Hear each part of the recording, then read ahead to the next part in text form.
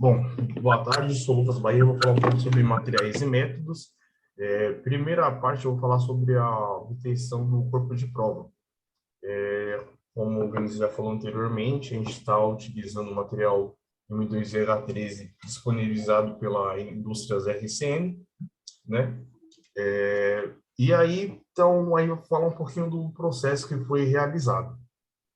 Primeiro momento, a gente tem a embutidora, que faz o corpo de prova, e sabendo que a parte interna, no orifício onde que é confeccionado esse corpo, ele tem um diâmetro de 30 milímetros.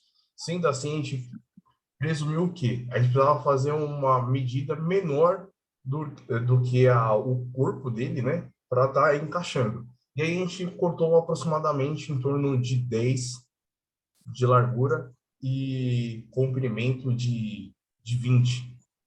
Seria 10 por 10 por 20.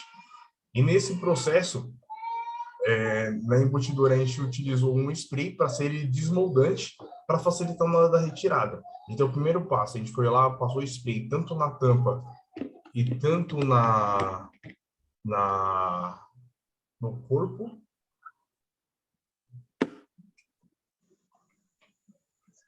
Saiu.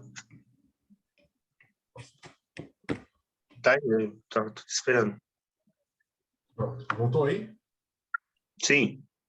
Então, eu desmoldante tanto no corpo e tanto na tampa, e assim a gente posicionou o material numa posição adequada. E mais ou menos uma medida de uma tampa que varia de 10 a 30 gramas, a gente colocou dentro o material que se chama braquilite. Esse material ele é um material, ele é poroso e granulado. Com isso, para ele fazer a cimentação desse material, é necessário utilizar temperatura mais pressão. Então, foi necessário travar onde tem o orifício, travar com a tampa e encaixar e travar, ligar a embutidora. A partir desse momento que liga, ela começa a esquentar, chega numa temperatura adequada de 160 graus, e é necessário também alavancar uma alavanca que é para gerar pressão. E aí, a partir desse momento, é gerada a sona, a parte hidráulica, para ela compactar. Essa parte hidráulica ela é em torno de 100 a 125 kg-força por centímetro cúbico. Em relação à bar, é mais ou menos a 98 bar a 122,5. E aí ela demora em torno mais ou menos de 5 a 10 minutos. E quando ela já pronta, mantendo essa pressão e a temperatura adequada, é tocado o alarme, onde você pode aliviar a pressão e abrir a tampa e retirar o nosso corpo de prova. Sendo assim, ela está pronta para ser o quê? Para ser lixada. Porque para a gente fazer uma análise nesse corpo é necessário o quê? Ela ser totalmente lixada, a gente começa a entrar com as lixas um pouco mais grossas, até chegar nas lixas extremamente finas, que aumenta o número de granulado e ela é super fina, e chega no momento até utilizar lixa d'água. E depois desse momento já utilizado, aí, quem entrou aí na lixa em torno de granulação de 80, 120, 240, 280, 400, 600, 800. Depois a gente chega na utilização da parte de pano, onde entra com a parte com a pasta, né, diamante, mais o pano para limpar totalmente a superfície, assim no momento para a gente fazer um ataque e conseguir ver e fazer a resolução.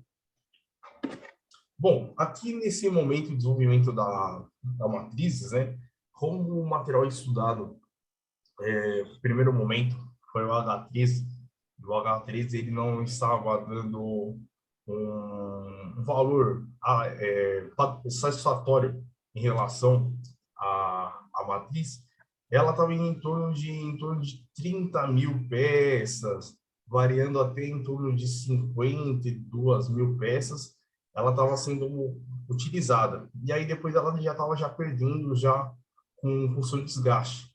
Então foi aí que a parte da engenharia fez o estudo, fez a análise para utilizar um outro material que poderia estar sendo mais produtivo e não tendo tanto desgaste igual o H13. E aí foi quando entrou o material M2. E aí fizeram bastante estudo do M2 e foi até que eles conseguiram fazer uma produção de 210 mil blanks, né? Conseguiu produzir.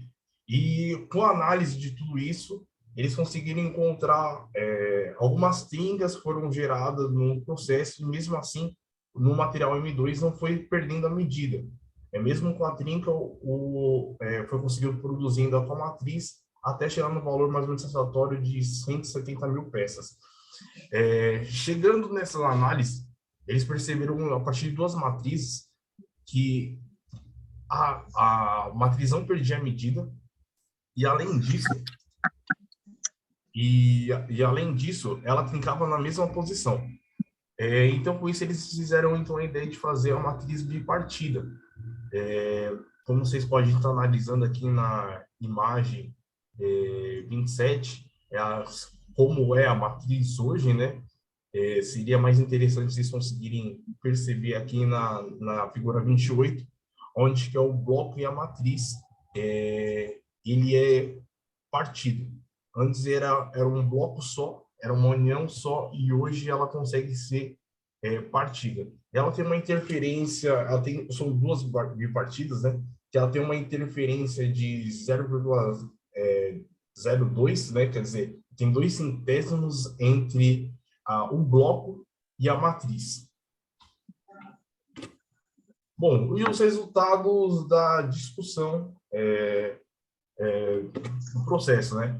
Da metalografia, né? Como vocês podem analisar, aqui seria depois de um tratamento todo específico, com lixamento, polimento, sem o Nital, como vocês podem analisar na figura 31 do lado esquerdo, seria assim um ataque sem a reação, e no lado direito com o Nital a 2%, né? Que o Nital 2% seria o ácido nítrico, né? 2 ml de ácido nítrico e 98 ml de álcool etílico absoluto puro para análise. E aí você já consegue perceber, já que consegue já ver já em torno de alguns grãos. Essa aí o zoom está de 100 vezes, e vocês também podem analisar na figura 33 também como que está antes do ataque e depois do ataque. Antes do ataque, vocês podem ver, tem algumas marcações ali, a gente já não consegue ver o grão, e depois com o ataque a gente consegue bem mais definido em relação ao M2, o H13 fica bem mais claro onde que é o entorno do grão em relação ao M2, né? Como vocês podem ver, está o zoom aproximado, essa parte esbranquiçada seria o grão, né? Devido à sua menor quantidade sua maior quantidade de carbono, né? Quanto menor a quantidade de carbono, igual no caso o H13, mais definido o grão fica. Então, talvez para definir esse grão mais claro, talvez a gente precisava ter que aumentar a porcentagem de Nital, ou até mesmo em relação ao tempo de ataque do Nital. O Nital que foi utilizado a 15 segundos, devido para não haver a queima, porque maiores tempos ocorreu a queima, e assim a gente conseguia ter um estudo a parâmetros de confiabilidade alta, né? Sendo o ataque mais rápido. E a análise com o ácido H13, como eu já tinha falado, a porcentagem dele em relação ao M2 era baixa. Outra coisa também que ocorreu, chegava em torno de 50 mil peças e ele perdia o raio. Como vocês podem analisar, a ferramenta, ela no início, ela tem 3 décimos, podendo chegar até 1 milímetro. E ela foi perdendo o seu raio. Então, com isso, também não foi possível manter a sua produção devido à sua perca no início do seu projeto, né? Na formação, a forma de início do seu projeto. E em relação à análise do M2, inicialmente foi confeccionadas duas inteiriças, né? Onde observou em 50 mil peças que houve uma trinca e que não perdeu medida, como eu tinha falado anteriormente, que já em ambas tinham sido na mesma região. E aí, por ficar uma região mais frágil, eles tiveram a ideia de ela ser bipartida. Aí vocês podem analisar onde as regiões da trinca, aqui no lado esquerdo está mostrando, seria ali na parte da emenda, e aqui na parte mais visual em relação a outra imagem, pode deixar bem claro onde estava ocorrendo a trinca no raio da ferramenta. Bom, conclusão. A experiência com a matriz M2 foi confeccionada, considerada eficaz, pois a vida de ferramenta